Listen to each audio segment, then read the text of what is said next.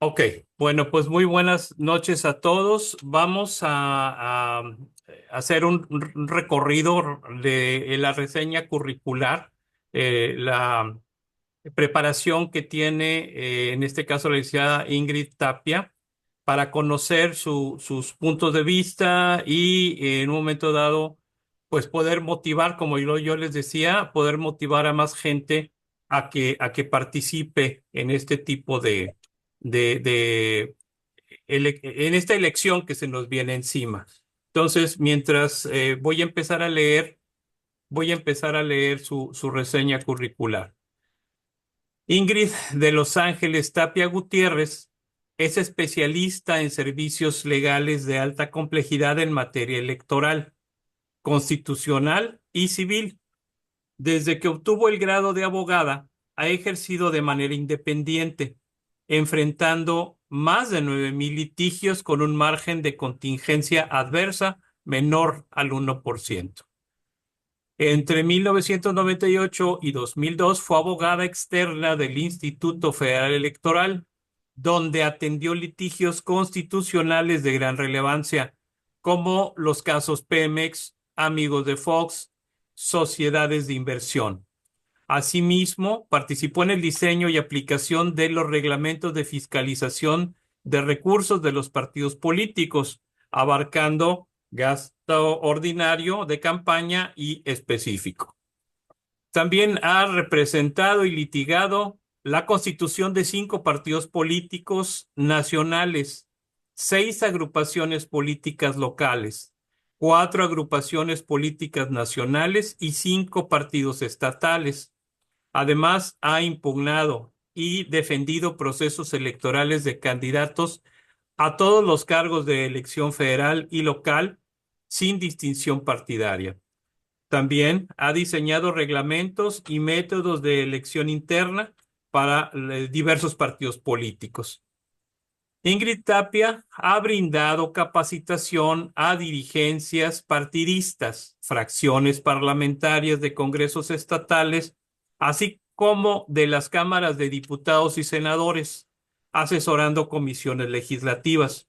Ha participado en 59 proyectos legislativos federales, entre ellos la Ley del Seguro Social, la Ley del Sistema Financiero Rural, Ley del Sistema de Ahorro para el Retiro y el diseño del seguro de desempleo, además de reformas a la Ley Federal del Trabajo, al Código Penal Federal en materia de feminicidios y a la Ley General para prevenir, sancionar y erradicar los delitos en materia de trata de personas. En el ámbito estatal, ha contribuido en la reforma de 18 constituciones locales y 8 códigos civiles, incluyendo los de la Ciudad de México, Morelos, Oaxaca, Guanajuato y Querétaro. También ha sido asesora externa de gobiernos estatales como Puebla, Hidalgo, Guerrero, Colima, Chihuahua y Aguascalientes. Secretarías de Estado, como serían Agricultura y Salud, y el DIF nacional. Ha representado al Sindicato Nacional de Trabajadores de la Educación y al Sindicato Progresista Justo Sierra en litigios clave.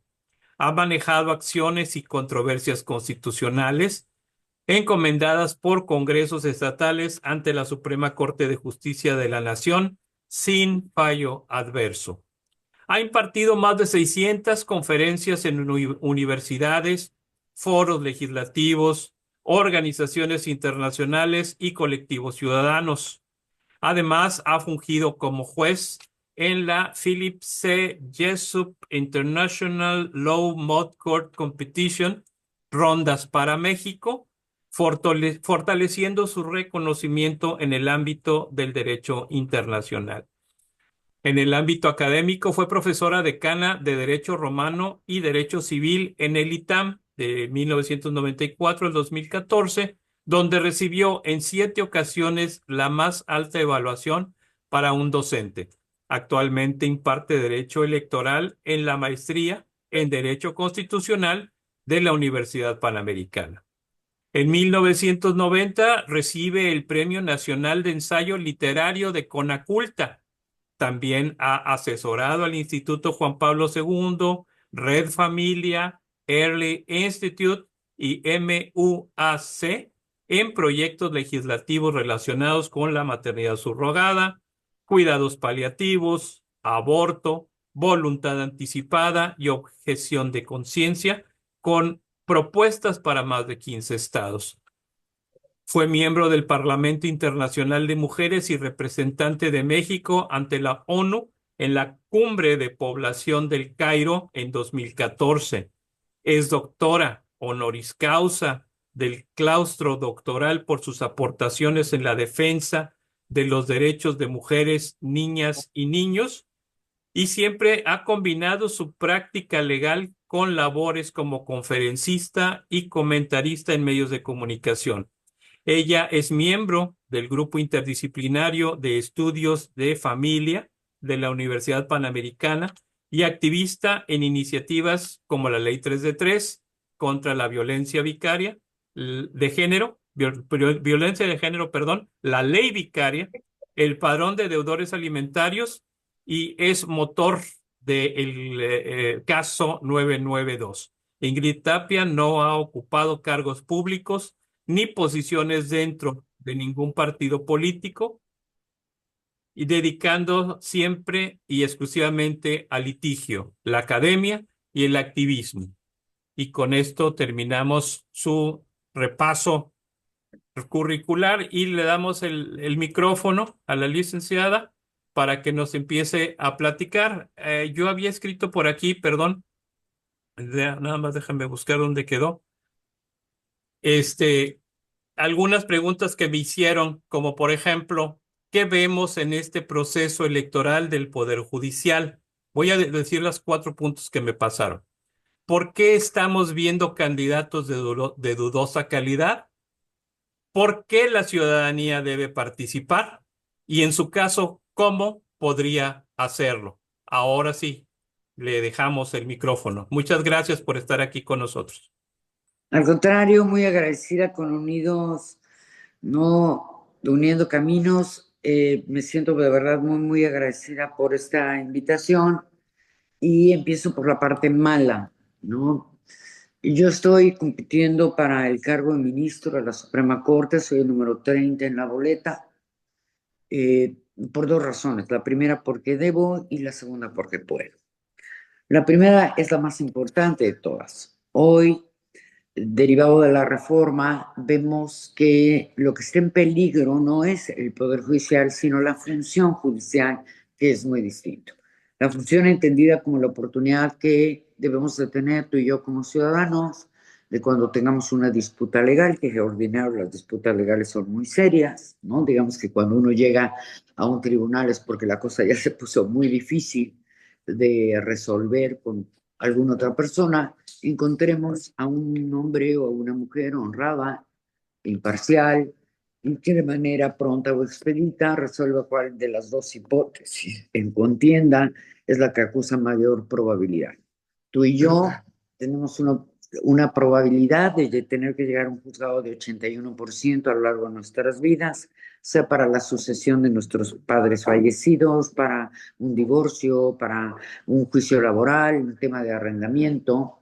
Y en ese momento crítico de nuestras vidas, que seguro nunca es cómodo y nunca es fácil, aspiramos a encontrar una persona honrada.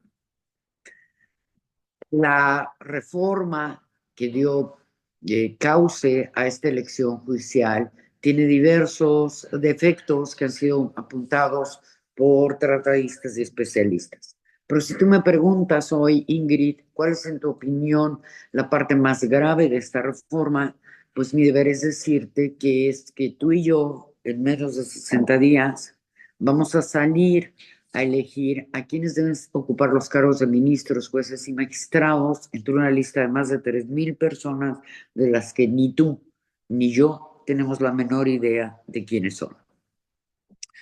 Claramente, por lo que hemos acusado en las redes sociales, entre los candidatos que están siendo postulados a distintos cargos de la mayor significación, pues hay desde abogados de narcotraficantes, personas condenadas por tráfico y portación de armas, personas condenadas por violación sexual, nos queda claro, pues, que en ningún momento se hizo un examen exhaustivo de los candidatos para ocupar los distintos cargos judiciales y ello es una cuestión grave de la mayor importancia porque nos pone en serio peligro a todos los que habremos de pisar algún día un tribunal, que insisto, estadísticamente somos el 81% de los mexicanos. Tú y yo no queremos llegar a un tribunal y saber que a nuestro juez, nuestro contrario, les embarró la mano. No hay que ser muy listo, muy inteligente para entender que si un juez es un abusador sexual de niños, difícilmente habrá de dotar de protección a un niño cuando llegue a reclamar en justicia que fue abusado. Si un juez es un golpeador de mujeres, difícilmente va a hacer justicia a la mujer que ha sido golpeada. Sí, y así te podría dar cientos de ejemplos de lo vital que es. No es posible que ni tú ni yo en estos 3,000 candidatos, ni usando Google, ni todos los buscadores, Safari, Chrome, el que se te antoje o que uses en tu compu, investiguemos lo relevante de estos jueces. Porque en los jueces lo relevante no es su preparación académica, que sin duda es importante, no es solamente su experiencia, que sin duda es importante. Lo más relevante, como he tratado de ejemplificar hace unos minutos, es su construcción moral, ética, ideológica, porque esa se proyecta inevitablemente en los fallos y en la forma en la que se aproxima a la resolución de una disputa legal. Sí es importante la vida sexual, pues, de los jueces, sí es importante su historia financiera, sí es importante conocer de un juez el origen de su patrimonio, sí es importante conocer, y toda esa información que normalmente está reservada, es una información a la que hoy, y faltando apenas 50 y tantos días para la elección, ni siquiera los organismos especializados, las universidades, etcétera, excepción de profesionistas como los periodistas o la prensa de investigación, pues es muy difícil que tú y yo podamos acceder a ese tipo de información que es crucial. Para agravar esta situación en la que ya estamos tú y todos los mexicanos, de tener que votar sin la información pertinente, sin la información relevante, pues tenemos que agregar que de esta decisión que tomemos en los próximos días dependerá la administración de justicia para los próximos 10 años. Tú y yo la próxima vez, esperemos estar vivos para entonces, pero la próxima vez que tengamos la oportunidad de decidir qué personas queremos que tengan injerencia en nuestro patrimonio, en nuestra libertad, nuestra familia, en la sucesión, nuestra vida, etcétera, habrán de haber pasado 10 años, porque para 10 años es la elección, o por lo menos de los integrantes de la más alta corte de esta nación, que además, dicho sea de paso, es la alta corte de la 13ª economía mundial.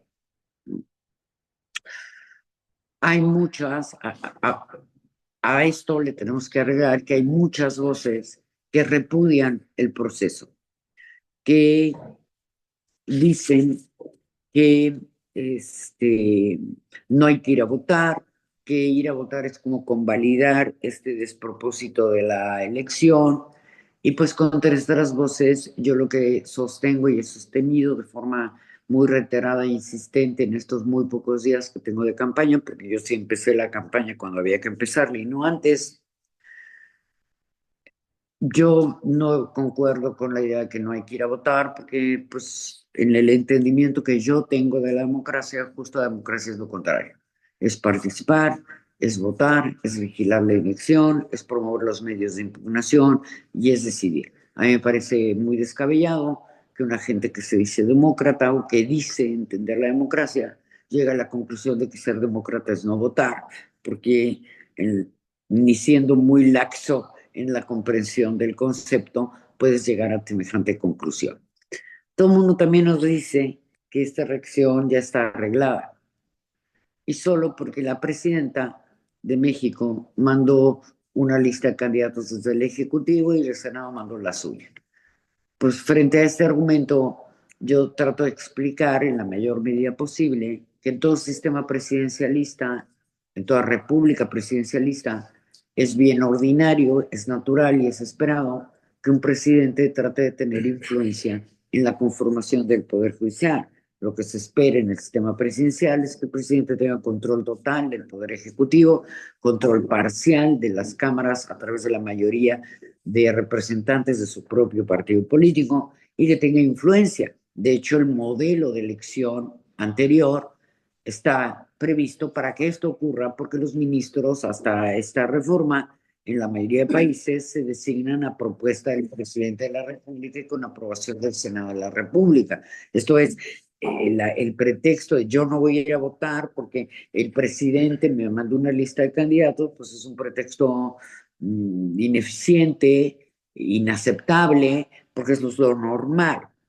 Ahora bien, si la elección estuviese arreglada, pues siempre insisto que con mayor razón vamos a votar, porque un demócrata no deja que le arrebaten su derecho de votar, un demócrata no deja que otra persona decida por él, un demócrata nunca se conforma con que esté previamente arreglada una elección, y me parece que si los demócratas pensaran eso, pues no habría ni sistema de partidos, porque nos hubiéramos conformado en la revolución con, no habría ni revolución, porque nos habríamos conformado con la idea de que ganara siempre Porfirio Díaz, y no habría partidos de oposición en México, porque nos habríamos conformado con la idea de que siempre ganara el PRI, y así sucesivamente. En fin, yo lo que creo es que ser demócrata es no solo votar, es ir a participar. Yo hice con varias amigas activistas una campaña intensa, modesta pero intensa, desde nuestra esfera privada para convencer a todos los abogados y a las víctimas del sistema judicial que se inscribieran a la postulación de los cargos, porque como dicen en mi pueblo, solo el burro sabe lo que pesa la carga, y creo que sería muy provechoso que los cargos ahora estuvieran integrados por personas que sí conocen en carne propia las deficiencias gravísimas del sistema judicial que hemos padecido la mayoría de mexicanos por décadas, pero sí creo que la participación es fundamental. Es muy grave lo que está pasando, es muy grave que lleguen a caer los cargos judiciales en las manos equivocadas, sean de intereses legítimos o ilegítimos, eh, pero que caigan en manos de personas deshonradas sería catastrófico para nuestra vida cotidiana. Y es por ello que participo en esta elección y desde luego hay un llamado muy amoroso, muy atento y muy respetuoso a todas las personas con las que he tenido la oportunidad como hoy de platicar, de que expliquen a sus familiares la importancia de este proceso y desde luego que salgamos juntos a defender nuestro voto y a defender el cúmulo de nuestras libertades y derechos, garantizando que si algún día hay una disputa sobre ellos, no va a decidir la persona incorrecta. A mí me sirve también mucho este Zoom para ponerme a la disposición de todos ustedes para que hagan las preguntas que quieran respecto de mi persona, públicas y privadas, porque insisto, guardo convicción de que la información relevante de quién es en realidad tu candidato es necesarísima para que las personas gocen disfruten efectivamente de su derecho de decidir por quién deben votar o no deben votar. Y ese es mi caso. Como ustedes saben, eh, por último quisiera decirles, porque ya me hicieron favor de leer una reseña, y pues la verdad es que la reseña curricular en mi caso no tiene gran ciencia. ¿Por qué? Porque soy una mujer de 57 años y que ha trabajado durante 17 horas al día, durante más de 35 años. Entonces, bueno, que hagas un chorro de cosas en 35 años, tú no tienes ninguna ciencia. Creo que lo más importante, más que ser trabajadora, pues, ¿no? Pero creo que lo más importante de Ingrid Tapia no es lo que ha hecho Ingrid Tapia, que sí lo es, y me siento muy orgullosa en lo que he hecho, sino lo que no es Ingrid Tapia. Ingrid Tapia nunca ha sido servidor público, Ingrid Tapia nunca ha sido militante de un partido, Ingrid Tapia no es la hermana del jefe de gobierno de la Ciudad de México, no soy la esposa del acaudalado constructor, no soy la esposa del ex procurador general de la República, no soy hija del ex ministro de la Suprema Corte y secretaria de Gobernación. Soy un abogado que se ha dedicado a trabajar toda su vida y por su cuenta. Me tomé la molestia de ir a dar clases más de 25 años a las mejores universidades del país. Me he tomado la molestia de hacer activismo y modificar desde mi esfera particular, contribuir a la modificación de 59 leyes locales y federales, de lo cual me siento orgullosísima, porque gracias al esfuerzo que he hecho junto con otras mujeres, nunca en la individual, nunca sola, siempre con otras mujeres activistas muy valientes y muy valiosas, hemos logrado que exista la licencia de paternidad para que todos los hombres padres de familia puedan estar con sus hijos cuando recién nacen. Hemos logrado que la licencia de maternidad no sean 45 días antes ni 45 días después del parto, sino que las mamás puedan compactar sus días de licencia después del parto y pasar los 90 días primeros con sus bebés. Hemos logrado que esté prohibido el matrimonio entre adoptante y adoptada. Hemos logrado el seguro de desempleo. Hemos logrado mis amigas y yo que desde hace más de década y media, las mujeres dedicadas al hogar, preponderantemente al hogar y a la crianza de sus hijos, si están casadas por separación de bienes, tengan acceso a una compensación de hasta el 50% para aliviar su desequilibrio patrimonial. Hemos logrado poner con otras amigas y amigos la vida como derecho en 22 constituciones estatales. Hemos logrado que la renta de vientres sea clasificada como un delito de explotación de mujeres con fines reproductivos. Hemos todas estas cosas que me podría seguir diciéndolas, las he hecho desde la iniciativa privada, desde mi condición de independiente. A veces me he disfrazado encapuchada, a veces me disfrazo de novia para defender a las madres solas.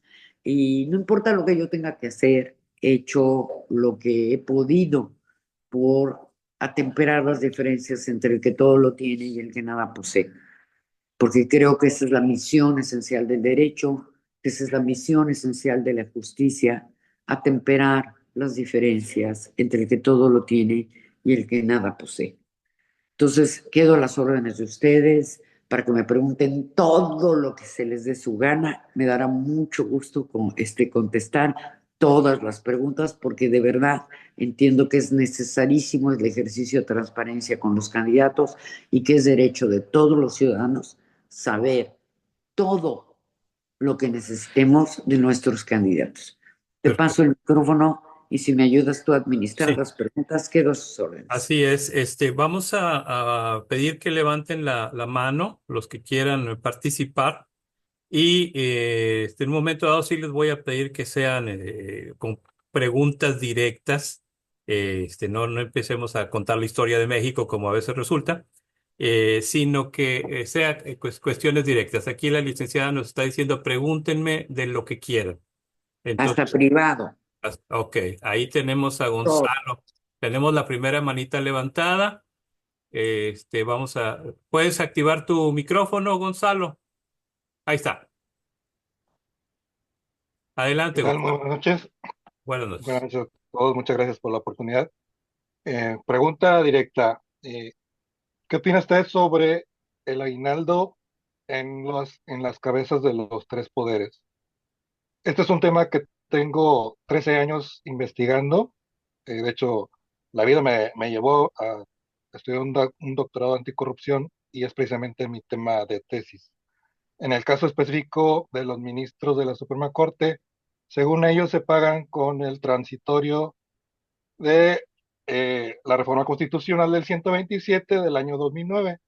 En este transitorio ni siquiera contiene la palabra aguinaldo, que decir que en algún momento de la historia de México se lo empezaron a pagar y bueno, así se lo siguieron pagando, ¿no? En el caso de los diputados, pues, cada diputado en su trienio acumularía como 100 años de pena, si sumamos las máximas, no son como 5 delitos, pero me gustaría saber qué haría usted con el aguinaldo en caso de llegar. Muchas gracias. Pues mira, yo creo que tú sabes más del aguinaldo de estos querubines que yo, Gonzalo, ¿no? De hecho, una de mis preocupaciones, dado que estoy en el cuarto lugar de las encuestas entre las mujeres y octavo, considerando hombres y mujeres, pues de ganar voy a tener preocupación porque creo que los ministros ganan poco ya con esta reforma.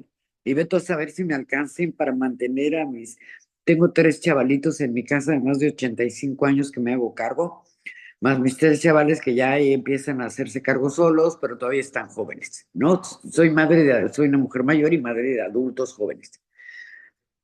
Yo nunca he creído que nunca he sido servidor público. No, nunca, luego sin desprecio, pero con firmeza, nunca he sido lo que mis hijos llaman godines. Nunca he vivido del servicio público, jamás. Ni he sido empleado siquiera privado.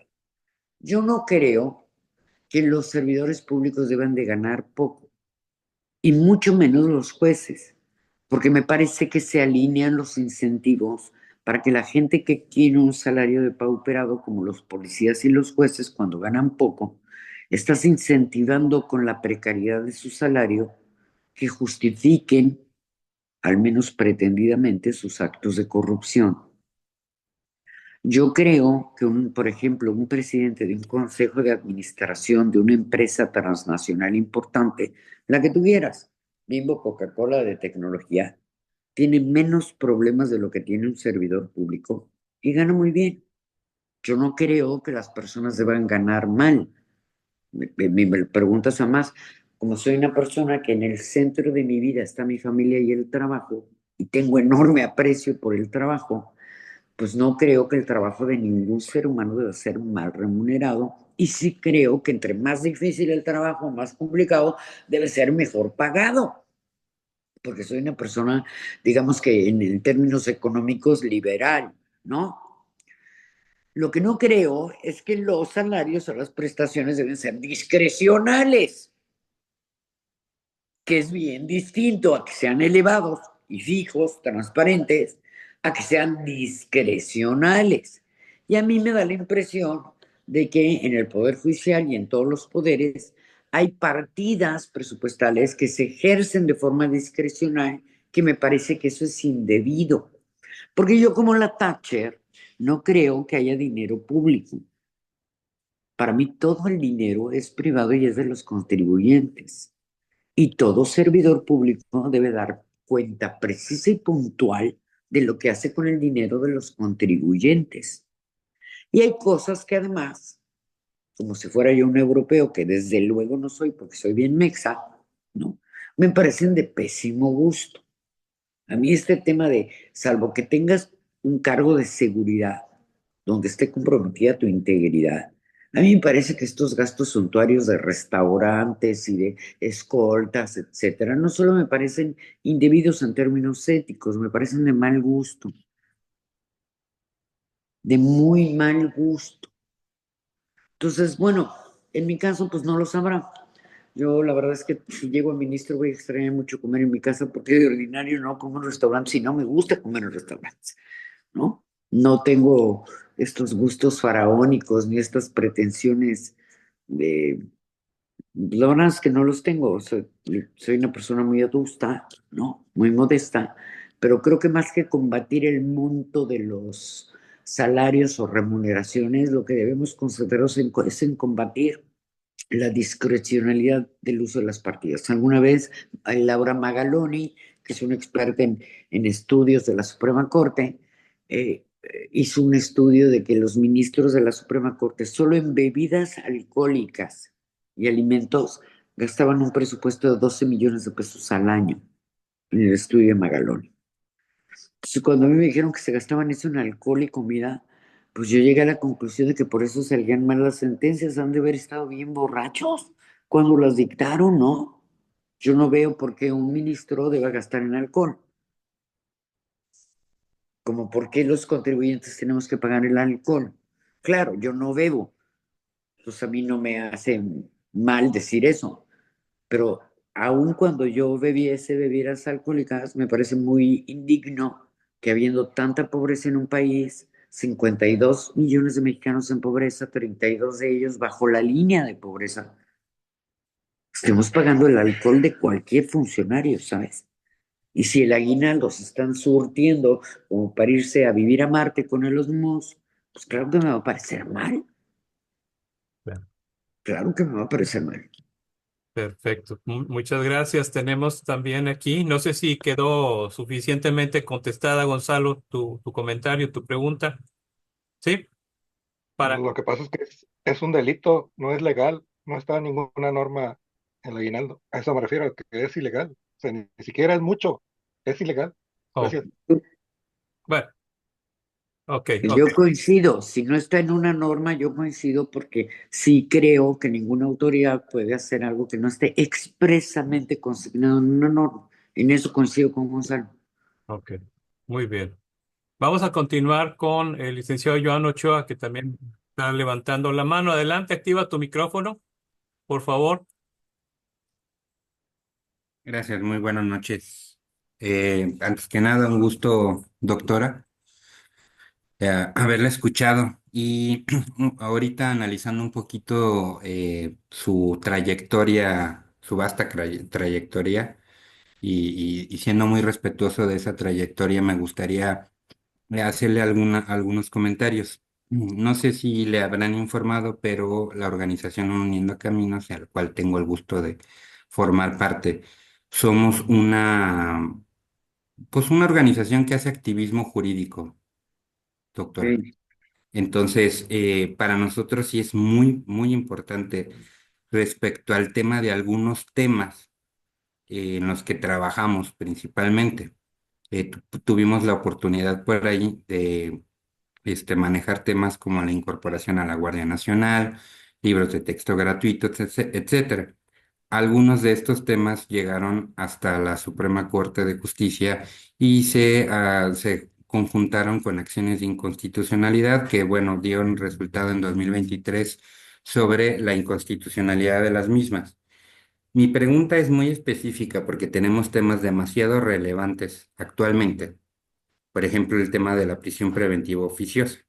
no, bueno, Si entiendo bien que es una reforma que recientemente se publicó el 31 de diciembre, eh, s- eh, la postura de los jueces ahorita, los jueces de control, es específicamente, digo, para los demás compañeros que están aquí que no saben o no podrán entender qué es un juez de control, es el juez que determina si te quedas en la cárcel mientras sigue tu proceso penal en tu contra.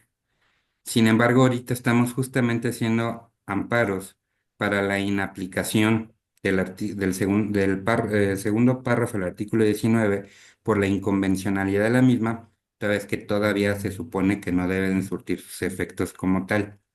Mi pregunta, doctora, es muy específico, porque llegarán algunos de estos tipos de estos amparos en revisión, y pues con la eliminación de las dos salas de la Suprema Corte, con esta reforma al Poder Judicial, nos es altamente preocupante la cantidad de pues trabajo y de proyectos que tendrán que resolver casi de manera express, que en conjunción con a lo mejor algunos otros compañeros que tenga usted eh, de llegar al puesto, pues tendrá que presidir con otros colegas, ¿no? Más como la que actualmente eh, se le maldenomina como ministra burra, la ministra Lenia Batres, en la cual no ha participado muy poco en estos proyectos, y lo poco que ha hecho, pues nada más ha exhibido su falta de conocimiento al respecto. Y como son temas tan relevantes, tan perjudiciales para el ciudadano común, me gustaría escuchar, digo, entendiendo que esto todo depende de un caso concreto, y pues no ahorita depende no. de un caso concreto, yo. Me refiero a que llegará algún análisis específicamente de un amparo con una postura de ese amparo, pero en sí, el tema en cuestión, me gustaría escuchar su posicionamiento, si me lo permite, respecto a este tema, Con todo respecto gusto. al tema de la ley vicaria y el respecto a el tema de los efectos generales en las acciones de inconstitucionalidad de la ley de amparo en la última modificación que se hizo doctora, si no es mucha molestia. No, no es mucha molestia. Lo que sí es que, porque como tenemos que ir a otro Zoom después, tal vez contestando esas tres preguntas que hace Joan, no podemos seguir contestando más. Pero estas tres preguntas que plantea Joan son torales y críticas para la decisión del ministro que quieres que conforme la Suprema Corte de Justicia de la Nación. Y voy a contestarlas porque para mí son de vital interés y creo que deben ser de relevante interés para toda la nación. A ver, hoy estamos en el embrete que estamos en la reforma constitucional porque la Suprema Corte de Justicia de la Nación actual claudicó en su deber de ser garante del orden constitucional y convencional. Dicho o usando las palabras que se usaban en el derecho romano para describir a los que son víctimas de su propio delito, la actuación pobrísima de la actual Corte mexicana fue que nos convirtió en servi puenae, o sea, víctimas de nuestro propio crimen. Como todos sabemos, la Corte Interamericana sentenció a México como un Estado violador por 17ª vez del sistemático de los derechos humanos y le condenó por la reforma que hizo previamente al artículo 19 de la Constitución Política de los Estados Unidos Mexicanos para introducir la presión oficiosa que vulnera, destruye, despoja del principio general de presunción de inocencia que rige como estándar en el ámbito convencional. Dicho de forma más sencilla y para que las personas que no son peritos en derecho nos entendamos, ¿no? Lo respetuoso de los derechos humanos es que una persona sea considerada como inocente hasta que no se le pruebe lo contrario. Y que no puedes mandar a una persona a la cárcel hasta que no le pruebes su responsabilidad o bien acredites que es de tal nivel peligrosa para el juicio, no como persona, para el juicio se llama peligrosidad procesal, que debes seguir el proceso penal que se le instruya privado de su libertad. En la Corte Interamericana, la sentencia Zompatli tuvo por efecto reseñar que el Estado mexicano es violador de los derechos humanos al establecer la prisión oficiosa en el artículo 19 de la Constitución y desde luego condenó a México y ordenando su modificación. Frente a esa sentencia, la Corte lerda, corrupta, incapaz, se puso a discutir la sentencia, lo cual es inusual porque una vez que te sentencia en una corte internacional, pues no estás como para ponerte a discutir la sentencia, sino para acatarla. Y además creó una discusión artificiosa respecto a que los ministros de la corte no pueden expulsar del sistema legal una reforma constitucional porque al ser intérpretes de la Constitución no pueden juzgar a la Constitución, lo cual es una burrada extrema. Porque la gran pregunta de fondo es si una constitución, ese es el supuesto, viola los derechos humanos en algún artículo, ese artículo debe ser expulsado del sistema legal, sí o no. Y en mi opinión, que quede claro, Joan, categórica, la respuesta es sí. Ningún Estado tiene derecho de violar los derechos humanos del orden convencional establecidos en los instrumentos que además suscribe y forman parte. Es una barbaridad esto que te pongas a discutir y es una barbaridad que hoy nos tiene a todos los mexicanos de rodillas. En mi caso, no hay modo y jamás justificaré la prisión oficiosa. Considero que es violatorio de los derechos humanos y en lo que a mí toque, en el conocimiento de los asuntos que me toquen, cuando sea ministro de la Corte, que sí espero que seamos ministros de la Corte, jamás autorizaré la violación de los derechos humanos. Si yo hubiese sido ministro cuando se notificó la sentencia Zompantli, desde luego habría ordenado que se girara atento oficio al Congreso de la Unión para que modificara la porción normativa condenada por la Corte y habría sentado un precedente forzoso y obligatorio para juzgados de distrito, tribunales colegiados y unitarios de circuito para la inaplicación inmediata de la porción declarada como inconvencional. Todas las personas tenemos derecho a gozar de nuestra libertad en el más amplio espectro posible, porque de nuestra defensa de la libertad, de tránsito religiosa, física, de todo tipo, depende nuestra oportunidad de perseguir la felicidad como seres humanos. Eso es en el caso de la prisión oficiosa. Jamás justificaré una prisión oficiosa. Yo estoy de acuerdo con el orden convencional. Dos, y no sé, yo soy promotor desde hace más de 9 años, entre muchas cosas, de la violencia vicaria. Lo soy por una razón de privada y otra pública. Lo soy por una razón privada, porque cuando yo fui joven, por desgracia me casé con la persona equivocada, yo me casé de 19 años de edad. En esa etapa de mi vida, hace ya más de 20 años, por supuesto, se me imprimieron toda clase de violencias, a excepción de la feminicida, que por eso tengo la oportunidad de estar platicando con hoy, pues esta mala elección, que desde luego no es intencional, sino pues como toda muchacha de 19 años, movida por mi ignorancia y mis propias carencias emocionales y de todo tipo, en esta relación se me imprimió todo tipo de violencia, sexual, patrimonial, económica, psicológica, física. Y de nada me sirvió cuando yo fui joven haber estudiado derecho, yo ya era abogado, de pertenecer a una familia de abogados. La verdad es que nunca obtuve justicia ni para mí ni para mis hijos. Mi matrimonio terminó porque el padre de mis hijos agredió al mayor de mis hijos, que hoy es un hombre hecho y derecho de 32 años, pero quien es portador de una condición neurodivergente. Nació con epilepsia, tiene un TDA profundo con trastorno cognitivo lento, que equivale a un autismo uno más o menos. Y una noche el padre agredió brutalmente a mi hijo. Y cuando eso pasó, ese hecho, ese evento, profundamente desgarrador, triste, dañoso para la vida de mi hijo, no tenía siquiera nombre, ¿sabes? El nombre de violencia vicaria es un nombre aportado por Bacaro, que es una académica que ha venido varias veces a México, que logró introducir este nombre en una sentencia de la Corte Española hace más o menos 10 años, con motivo de dos juicios donde el padre, para lastimar a la madre, había matado a dos hijos. En el caso de México, entre el año 2009 y 2019, más de 88,000 niños han muerto en manos de sus padres y sus padrastros.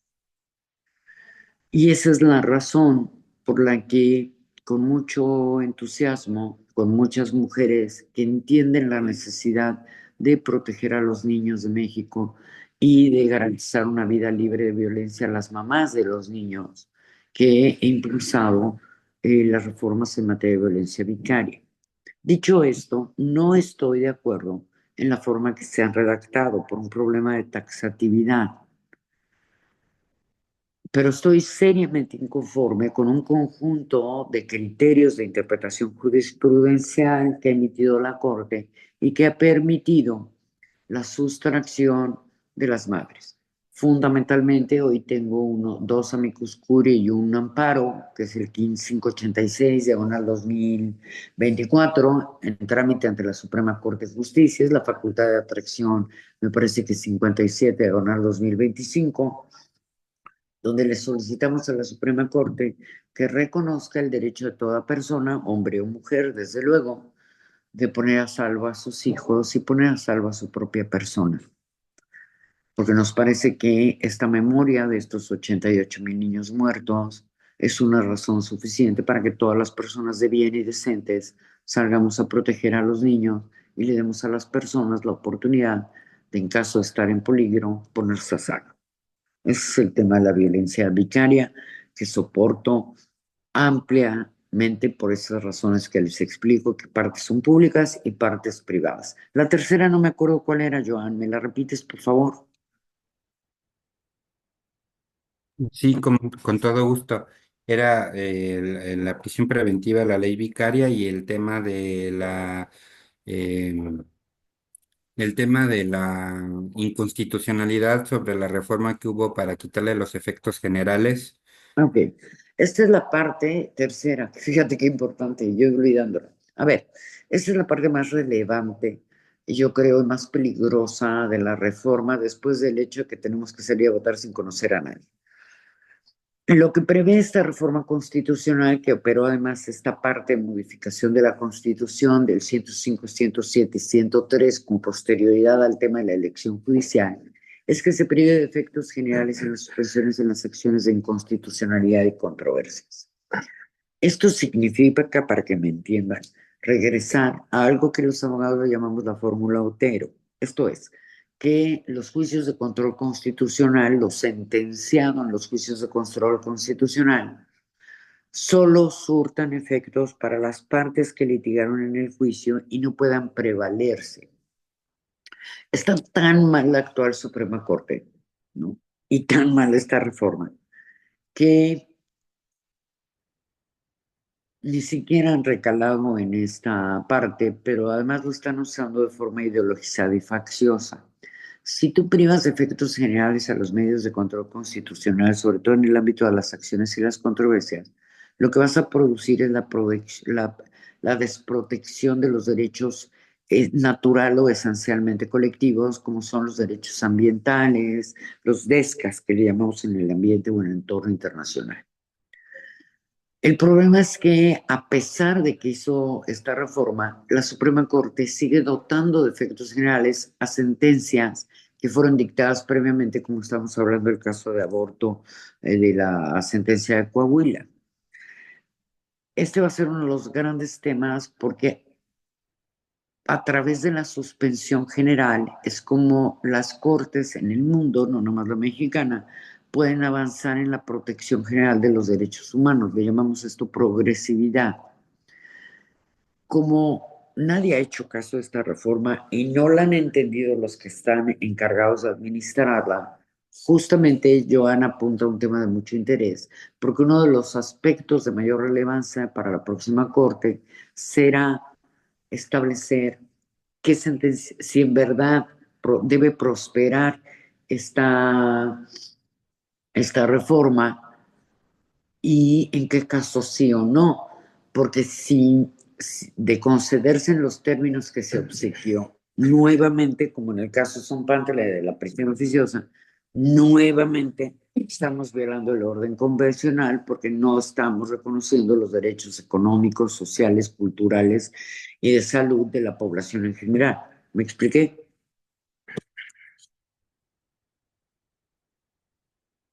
Ok. Y muchas gracias, doctora. Doctora, nada más un último comentario. Yo sé que ya se nos tiene que ir. Sí, Dice perdón. aquí, Pero podemos luego hacer otro. así rapidísimo, dice Diana Huerta, que ha estado levantando la manita, creo que ya mejor ya se cansó. Dice, doctora, ¿usted cree que realmente se haya tomado ya la decisión de jueces y magistrados y que todo esto es una mentira? El INE está totalmente vendido y muestra que ellos mismos contarán los votos. ¿Cómo vamos a auditar los resultados? ¿Cómo los cuidamos? A ver, yo vuelvo a insistir en esta parte que es bien importante.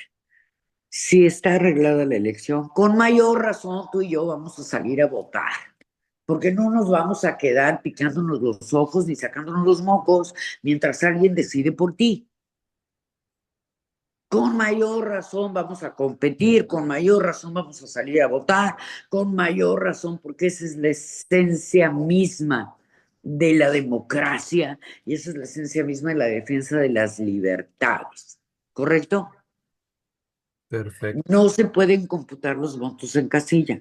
Dice el INE que se va a que tardar 12 días en hacerlo. Yo creo que el ignorante es audaz y que lo mismo y en 12 días no se va a poder siquiera tener los resultados.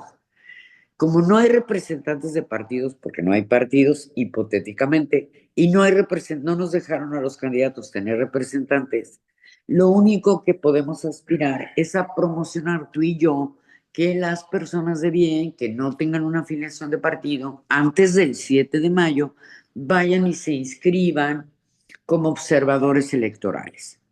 Y ellos son, junto con los ciudadanos que van a estar en la casilla, los que en todo caso nos van a poder ayudar a ver que no, si nos apunten bien los votos o no. Pero insisto, si está arreglada la elección para que queden los que otros quieren, tu deber es salir a votar para impedírselos. Porque todos, frente a nosotros mismos, frente a Dios, frente a nuestra familia, frente a todos los demás, tenemos el deber humano de defender nuestros derechos. Perfecto. Eso es lo que yo creo. La boleta de ministro es la color lila. Ujú. Y ya nada más les pido que se acuerden que soy la 30, porque ahora sí ya puedo pedir el voto. Así Como es. la carabina 30-30 de la revolución, no sé si lo logremos, espero que sí, porque dicen las encuestas que sí, pero si no, no. Yo espero que sí lo logremos y vamos, yo estoy aquí con la ilusión de construir una puertilla, aunque sea modesta como yo, aunque sea humilde como yo, en la Suprema Corte, para donde tú, yo y todos nosotros pasemos y quepamos, ¿no? Que es Perfecto. tener una garantía que en los próximos 10 años habrá un juez que te escuche, una persona que se toma en serio y no como chilaquiles el tema de la justicia, estudiosa, trabajadora, que hará lo mejor que pueda por resolver aquel asunto que te aflija o que te haga sufrir y que tengas, y que lo haré con enorme cariño, gusto y seriedad, Perfecto. mucha seriedad, porque a mí el dolor de las personas sí me merece respeto, sí lo entiendo, sí lo he vivido y por supuesto que si en mis manos está poner mi persona a su servicio, lo haré con muchísimo gusto. Deseo de todo corazón que cuando llegue a ministra, ninguno de ustedes tenga necesidad de pasar por la puerta. Ninguno, que tengan una vida feliz, plena, sin disputas y sin conflictos. Pero si ese momento llega, con más deseo, ¿no? Anhelo que tengan una puerta y que esté yo detrás de esa puerta para poder servir. Les mando un abrazo, un cariño muy grande. Ay, si quieren hacer luego otro Zoom para seguir de chismosos, yo con encantada de la vida. Si quieren preguntar más cosas privadas también, pero de antemano les agradezco mucho la bondad de regalarme unos minutos en esta noche. Me siento muy privilegiada y agradecida y les mando un abrazo muy, muy cariñoso y gratitud especial para Uniendo Caminos. Gracias a Vale. todos. Un Muchas beso para gracias. todos. Gracias. Muy amable, muchas gracias. Toneladas de sentido común. Muchas gracias, licenciada. Muchas Muchas gracias. gracias, muchas gracias. Nada más, yo quiero, no sé si se tuviera que retirar, pero yo nada más quiero recordarle a toda la gente que estuvo aquí que tenemos que participar, como ya nos lo dijo la doctora. Tenemos que participar y no se trata de que nada más digamos, sí, yo voy a votar por usted. No, tenemos que ser líderes y tenemos que llevar a 10, 20, 30 personas con nosotros. Todos estamos en muchos chats donde la gente se queja, pero nadie hace nada. Ayudémosle a buscar este camino y la doctora Ingrid Tapia nos está diciendo cuál es el camino y pues yo creo que por ahí es donde tenemos que reunirnos. Por aquí Jesús Nava nos está invitando, aquí está en el chat, nos está invitando a formar grupos de registro para observadores, registrarnos como observadores electorales. Bien, por Y todos. así es, y ya creo que ya se nos fue también, por aquí estaba. No, ya se nos fue. También otro compañero que están directamente en el INE y ellos están encargándose de este registro para ser observadores electorales. Entonces sí es muy importante que les tomemos la palabra y que nos pongamos. Aquí está. A ver, Jesús, adelante. Abre tu micrófono, por favor. Sí, buenas tardes. Ya Me noches. pude, buenas noches, perdón. Me pude integrar a 32 chats de compañeros del Poder Judicial con los que tengo vinculaciones de hace años y ahí están enviando la información de candidatos, de compañeros nuestros que tienen carrera judicial.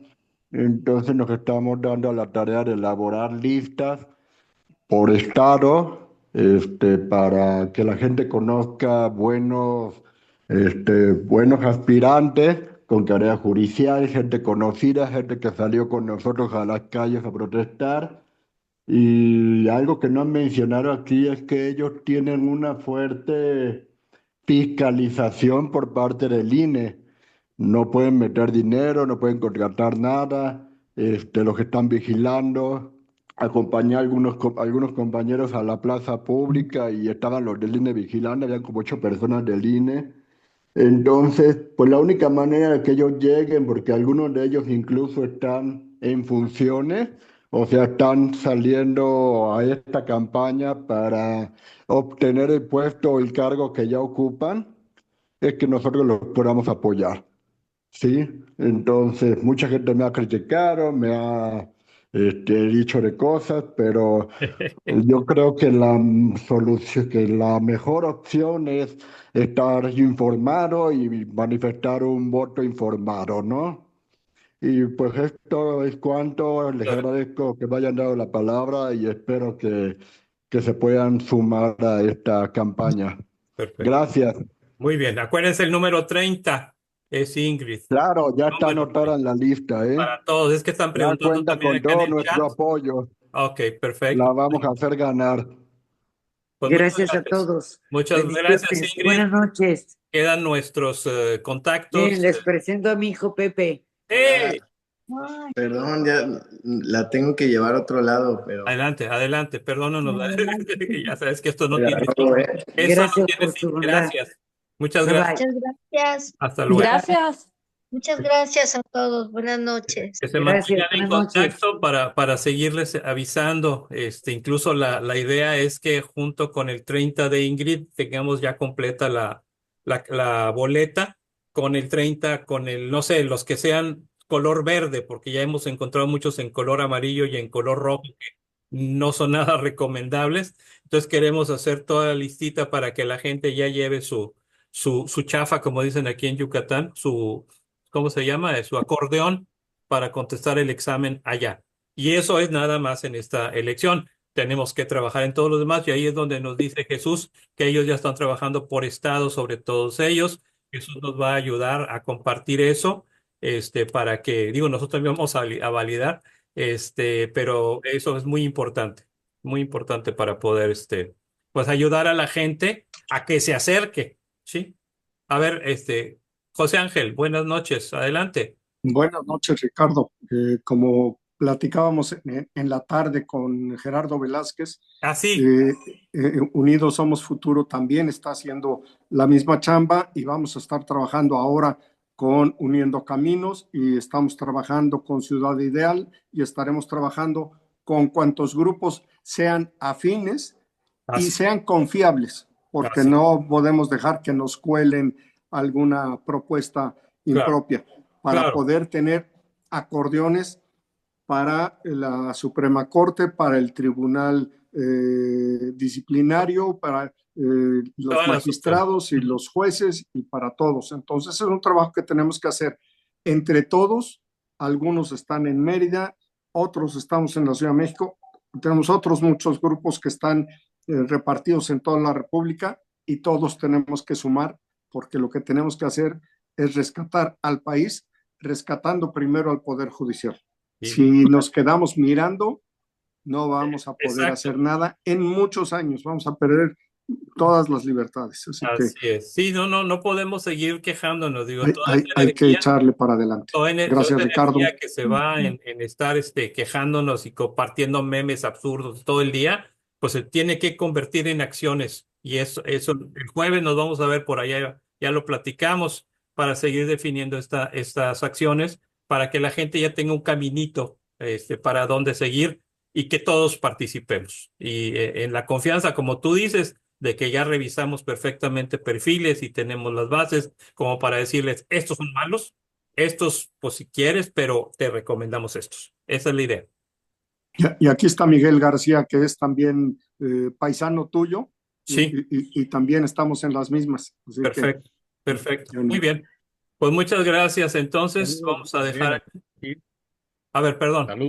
¿Miguel? Sí, perdón, Miguel, Adelante. aquí hablando. Adelante. Saludos. Sí, apoyando en lo que podamos, aquí también desde Mérida, en lo que podamos unirnos. Ya platicamos hoy vía telefónica. Fue interesante conocer de voz de Ingrid lo que pretende trabajar. Les puedo decir que la conozco desde hace muchos años a Ingrid y hablando del tema específico, no los temas jurídicos, sino hablar de corrupción, es persona idónea para ocupar un puesto por su integridad, que es lo más importante, independientemente de que creo que quedó claro que tiene el conocimiento jurídico para ocupar el cargo que está pretendiendo de ministra, pero lo importante no es nada más el conocimiento, sino la integridad como persona, que es lo que a ella lo caracteriza. Yo estudié con ella la carrera en la ULA, la conozco, entonces sé bien perfectamente la calidad de persona que es y por eso en mi caso como aval moral lo puedo decir y hacen bien hacer este tipo de actividades y que queremos unirnos y apoyar desde nuestra trinchera en todo lo que hagan y bien dicho lo que dijo José Ángel, que debemos estar alertas de la gente que se propone para que no se cuelen gente que no debe de ser. Sería cuanto y saludos. Muchas gracias, Miguel. Muchas gracias. Alex, ¿estás por allá? Ya para despedirnos. Ay, Ahí está.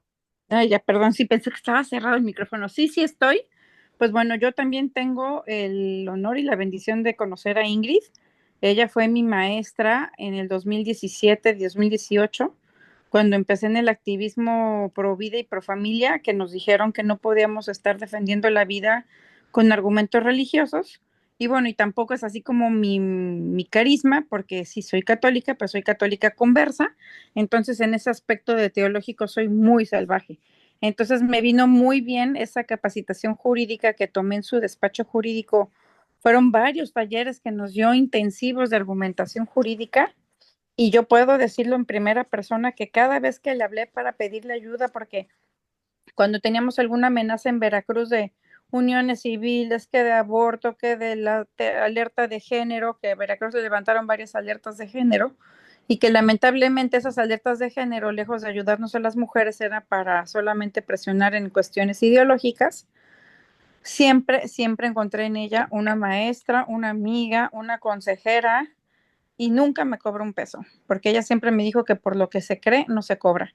Entonces, ahorita pues sí estoy muy contenta porque yo también conozco su calidad humana, ¿no? O sea, perfecto, pues nada, solo Dios, ¿no? No vamos a encontrar un perfil perfecto, pero no vamos a encontrar, yo creo que un perfil mejor que el de ella. O sea, eso sí, no es perfecta, pero no creo que de las mujeres haya un perfil mejor.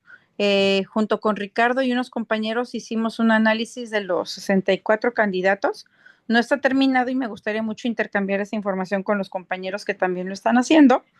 Pero en el caso de las 33 mujeres, es clarísimo que hay muchísimas que nada más están promoviendo los vientres de alquiler, la legalización de las drogas, todo lo que es woke.